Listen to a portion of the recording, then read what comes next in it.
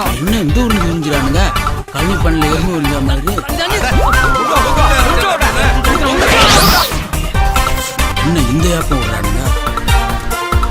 என்னங்க ஏய் இப்ப பாரு 300 ரூபா பணம் கொடுங்க. 300 ரூபா பில்லு கொடுத்தாக்கா 300 ரூபா காசு கொடுக்குறாங்க. என்ன இந்த ஹோட்டல் இன்னைக்கு பசல நம்ம 2 இட்லி தானே சாப்பிட்டுருக்கோம்.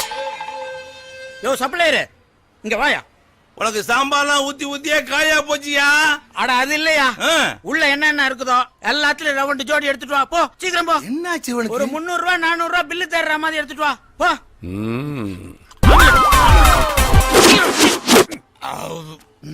இந்தாங்க 350 ரூபாய்க்கு பில்லு. 350 ரூபா பணம் எடுங்க. என்னையா பைத்தியார்த்தனமா கேக்குற? 350 ரூபா நீ தான் கொடுக்கணும், என்கிட்ட கேக்குற? என்னது என்னன்னா பட்டிக்காட்ட நினைச்சீங்களா, கேளைய நினைச்சீங்களா? இப்ப 300 ரூபா பில்லு கொடுத்தானுங்க, 300 ரூபா கையில கொடுத்து அனுப்பிச்சீங்களா இல்லையா? அது மாதிரி எனக்கும் கொடுங்க. யோ மாஸ்டர், சாப்பிட்டுட்டு என்கிட்ட பணம் கேக்குறான். என்னையா என்ன? இப்ப போனவங்களுக்கு 300 ரூபா கொடுத்தாரா இல்லையா? ஆமா. அது போல எனக்கும் கொடுக்க சொல்லுங்க. அது ஓனரோட புள்ளடா.